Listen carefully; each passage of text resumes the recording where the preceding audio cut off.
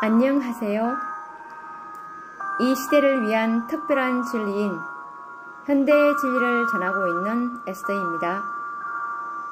오늘은 구속의 7000년사라는 책으로 지난 시간에 이어서 말씀을 계속 연구해 보도록 하겠습니다. 우리가 지난 시간에는 재림교회에서 1930년도에 그리고 1980년도에 가르쳤던 14만 4천에 대한 진리를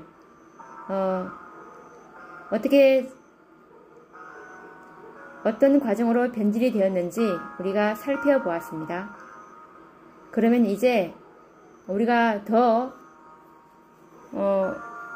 많은 증거를 확정을 해야 하는데, 오늘은 예언의 신으로 14만 4천의 수가 실제 수이고 죽은 자들도 포함된다는 것을 확정해 보고자 합니다.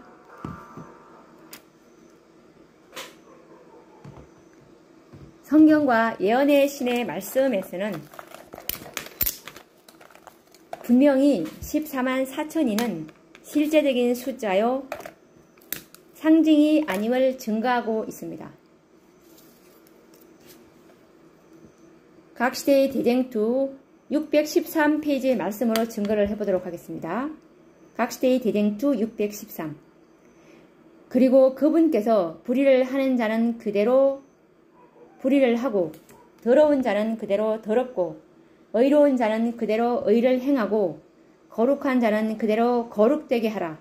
계시록 22장 11절이라고 엄숙히 선언하시자 온 하늘의 천사들은 그들의 면류관을 벗는다. 생사간에 모든 사람의 운명이 결정된다. 그리스도께서는 당신의 백성들을 위하여 속죄 사업을 마치시고 그들의 죄를 도말하셨다.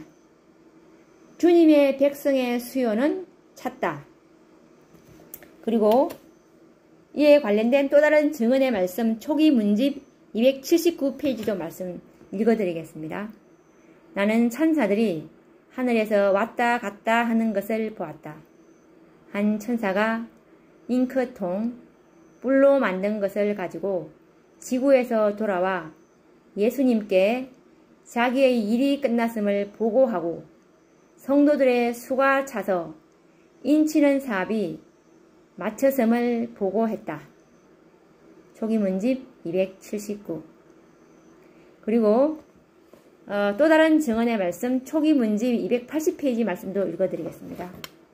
예수님의 중보 사업이 끝난 후 그 두려운 시간에 성도들은 중보자 없이 하나님 앞에서 살고 있었다. 모든 상황은 결정되었고 모든 보석은 헤아려졌다. 초기 문집 280. 위의 말씀들을 보면 14만 4천이는 실제적인 수요라는 것을 알 수 있습니다.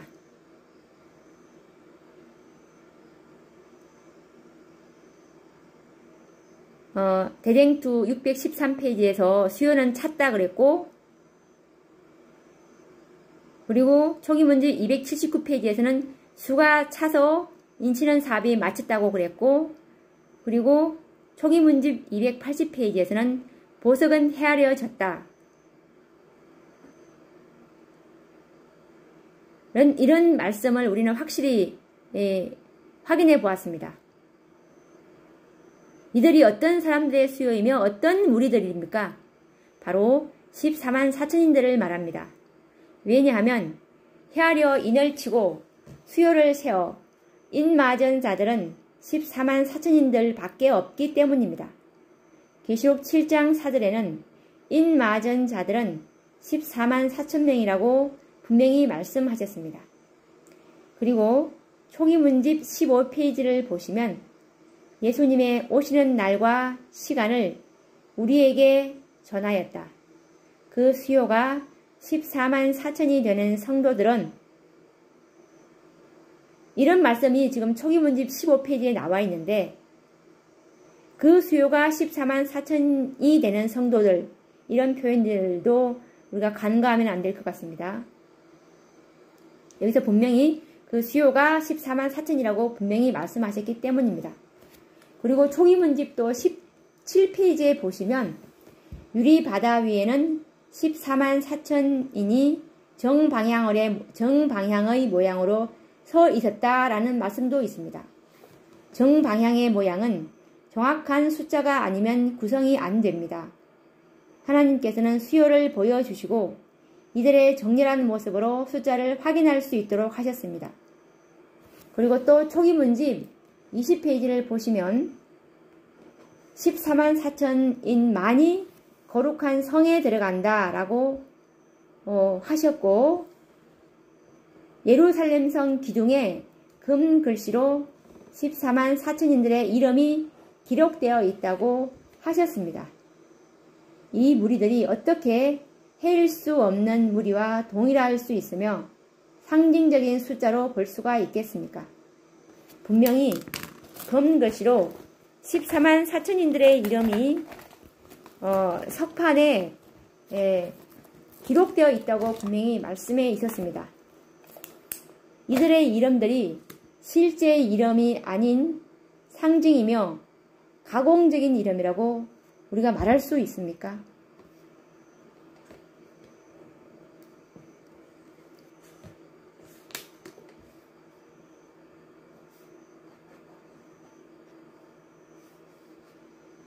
대속제일은 성소를 정결하게 하는 날입니다. 성소의 정결은 하나님의 백성들의 모든 죄가 정결하게 될 때 비로소 성소를 정결케 할 수 있습니다.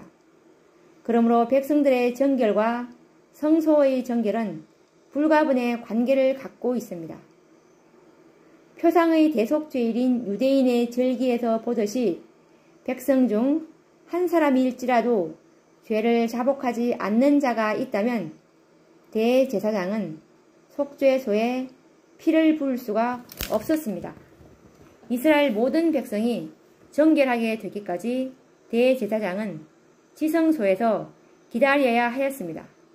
이것이 고대 이스라엘 백성들이 지킨 표상적 대속제일의 경험이었습니다. 오늘날 실제적인 대속제일을 생각하여 보십시오. 하늘 지성소에는 대제사장이신 예수님이 지금 백성들의 죄를 정결하게 하시기 위해서 중보하고 계십니다. 그러면 오늘날 영적 이스라엘 백성은 누구일까요? 고대 이스라엘은 절기를 지키는 백성들이었습니다. 이스라엘 하나님 여호와의 말씀에 내 백성을 보내라. 그들이 광야에서 내 앞에 절기를 지킬 것이라고 출애굽기 5장 1절 말씀에 나와 있습니다. 이스라엘은 절기를 지키는 백성입니다. 그렇다면 오늘날도 절기를 지키는 백성이 영적으로 이스라엘 백성인 것입니다. 1844년 10월 22일부터 대속죄일로 믿고 있는 백성들, 곧 오늘날 셋째 천사의 기별을 받아들인 백성들이 영적 이스라엘 백성들입니다. 1844년 이후부터 대속죄일이라고 믿고 있는 백성은 제7일 안식일 예수 재림교회 이외에는 없으며 어느 교회도 마지막 엄숙한 조사 심판인 대속죄 절기를 알지도 못하며 지키지도 않습니다. 지금 하늘 지성소에는 대제사장이신 그리스도께서 봉사하고 계십니다. 고대 이스라엘의 대속제일에는 백성들의 모든 죄가 도말되고 정결해지기 전에는 속죄소에 피를 부을 수 없었으며 정결하게 할 수도 없었습니다. 그렇다면 한번 생각해 보도록 하겠습니다. 오늘날 제7일 안식일을 지키며 새천사의 기별을 믿고 있는 모든 자들은 영적 이스라엘 백성들입니다. 세계적으로 새천사의 기별을 믿고 있는 재림 신자들이 얼마나 됩니까? 이들 모두가 정결해지지 않는다면 대제사장이신 예수님은 속죄소에 피를 부을 수 없으며 성소를 정결케 하실 수 없다는 말입니다. 모든 백성이 정결하게 되지 않는다면 예수님은 하늘 지성소에서 나오실 수가 없고 그 결과 재림은 불가능하다는 결론이 나옵니다. 표상적인 대속죄일에는 분명히 백성들이 정결해져야만 하였습니다.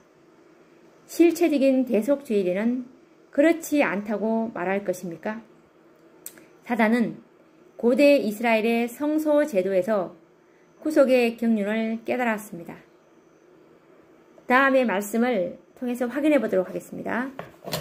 선지자와 왕 684페이지 말씀을 읽어드리겠습니다. 성소 봉사에서 백성들은 날마다 예표와 그림자라는 방법으로 구주시요 제사장이요 왕이신 그리스도의 오심과 관계된 큰 진리를 배웠고 매년 한 번씩 그들의 마음은 그리스도와 사단 사이의 대쟁투의 마지막 사건들과 우주가 죄와 죄인들로부터 정결함을 입을 최후의 사건으로 이끌어 갔다. 선지자와 왕 684. 표상적 대속죄일은 그리스도의 재림에 대하여 생각하게 해줍니다. 이스라엘 백성들은 그리스도의 오심, 즉 재림에 관계된 진리를 대속죄일날 배웠다는 것입니다. 백성들의 죄가 정결해질 때 대제사장이 피를 뿌리고 지성소에서 나오십니다. 이것이 바로 그리스도의 재림을 상징하고 있으며 뜰, 즉 세상에 나온 대제사장은 아사셀을 위하여 준비된 염소, 즉 사단을 광야에 보내 죽게 함으로 영원히 죄를 소멸시키는 구속의 경륜을 백성들에게 알게 하셨던 것입니다. 이와 같은 구속의 경륜 가운데서 가장 중요한 것은 백성들이 정결해져야 한다는 것입니다. 백성들이 정결해질 때에 만일 대제사장은 지성소에서 나오실 수 있다는 사실을 깨닫는 것은 얼마나 중요한 일입니까? 옛날 이스라엘 백성들은 지성소 안에 있는 대제사장이 빨리 나오지 않으면 불안했습니다. 혹시 백성들 중에 숨겨진 죄악이 있는가 하여 그들은 두려워하였습니다. 지성소 안에 있는 대제사장을 지성소에 머물도록 지연시키는 일은 회개하지 않는 죄인들 때문이었습니다. 오늘날 왜 그리스도의 재림이 지체되고 있는지를 이제 이해할 수 있을 것입니다. 땅 끝까지 복음이 증거되지 않아서입니까? 아닙니다. 이미 복음은 천하 만민에게 전파되었고라는 말씀이 골로새서 1장 23절에 기록하고 있습니다. 진실로 그리스도의 재림이 지체되고 있는 것은 아직도 회개하지 않고 스스로 정결케 되지 않고 있는 현대 영적 이스라엘 백성들 때문입니다. 사단은 예수님의 재림을 지체시키는 방법을 잘 알고 있습니다. 성소 제도에서 이스라엘 백성들의 정결이 이루어지지 않는 한 대제사장이 지성소에서 나올 수 없다는 사실을 그는 너무나 잘 알고 있습니다. 사단은 성소 제도를 통하여 구속의 경륜을 알고 있습니다. 실제적인 대속죄일인 오늘날 사단이 할 일이 무엇이겠습니까? 하늘 지성소에 계시는 예수님을 나오시지 못하게 하는 것 외에 또 다른 무슨 일이 있을까요? 그분이 지성소에서 나오시는 날, 즉 재림 때에는 자신의 운명이 끝이 나는 것입니다. 오늘날 사단의 사업이 무엇일까요? 첫째도, 둘째도, 셋째도 그분의 오심을 저지시키는 일입니다. 사단은 현대 이스라엘 백성들이 정결해지지 않는 한 그분은 재림하실 수 없다는 사실을 알고 있습니다. 그러므로 사단은 회개하지 않고 거듭나지 않는 백성들을 열심히 교회 안에 들여보냅니다. 하루에 1000명씩 침례를 베푸는 운동이 교회에서 추진됩니다. 이스라엘 백성들이 하루에도 1000명 이상이 태어나는 셈입니다. 첫째와 둘째 천사의 경험이 전혀 없는 사람도 몇 번 교회만 나오면 침례를 받도록 권유합니다. 이리하여 거듭나지 못한 수많은 영혼들이 교회의 대부분의 자리를 채웁니다. 교회는 이와 같은 수요의 증가를 보면서 큰 부흥이 일어나는 것으로 기뻐합니다. 이런 상태라면 지구상의 60억 인구 모두가 재림교인이 된다 한들 사단이 두려워하겠습니까? 힘있는 천사의 기별인 인치는 기별, 곧 14만 4천인에 대한 확실한 교리들은 애매모호하게 가르치며 변경시켜 버렸습니다. 그 결과 생사의 운명이 달린 엄숙한 대속주일에 금식하며 스스로 자신을 괴롭게 하며 정결하게 해야 할 백성들을 잠자게 만듭니다. 이것이 바로 사단이 기대하는 것입니다. 이와 같은 사단의 기만으로 말미암아 현대 이스라엘 백성들이 정결해지기랑 불가능한 것입니다. 그렇다면 그리스도의 재림이 취소될 것입니까? 어떤 교회처럼 그리스도의 재림은 없고 이방이 정결케 되어 복천년이 되는 것입니까? 결코 아닙니다. 그리스도께서는 분명히 오실 것입니다. 그렇다면 당신의 백성 SDA들이 모두 정결해질 때까지 무작정 기다릴 것입니까? 그럴 수는 없는 것입니다. 그러므로 주님께서는 1844년 이후 새 천사의 기별로 정결케 된 영혼들을 헤아려 인치시고 계시는 것입니다. 몇 명에게 인을 치시는 걸까요? 내가 인 맞은 자의 수를 들으니 14만 4천이니 라고 계시록 7장 4절에 기록되어 있듯이 14만 4천의 수요가 채워질 때 예수께서는 향로를 던지시는 것입니다. 그리고 의로운 자는 그대로 의롭고 불의한 자는 그대로 불의하라 고 엄숙하게 선언하신 후 대제사장이신 예수님은 지성소에서 나오실 것입니다. 사단은 이 일이 성취되지 못하도록 하기 위하여 하나님의 백성들에게 인치는 사업과 14만 4천인에 대한 진리의 깃발을 교회로부터 빼앗아 버린 것입니다. 사단은 이 일을 서서히 그리고 암암리에 이루어지게 하였으므로 백성들로 하여금 눈치채지 못하게 하였던 것입니다. 결국 진리의 깃발을 빼앗아 버린 후 지옥불에서 점화시킨 거짓 예언의 깃발을 그 자리에 놓아둔 것입니다. 14만 4천인에 대하여 상징이라고 가르치는 것은 사단이 만든 교리라고 확신해도 좋습니다. 이와 같은 사단의 기만으로 말미암아 그리스도의 재림은 오늘날 지체되고 있으며 백성은 잠자고 있는 것입니다.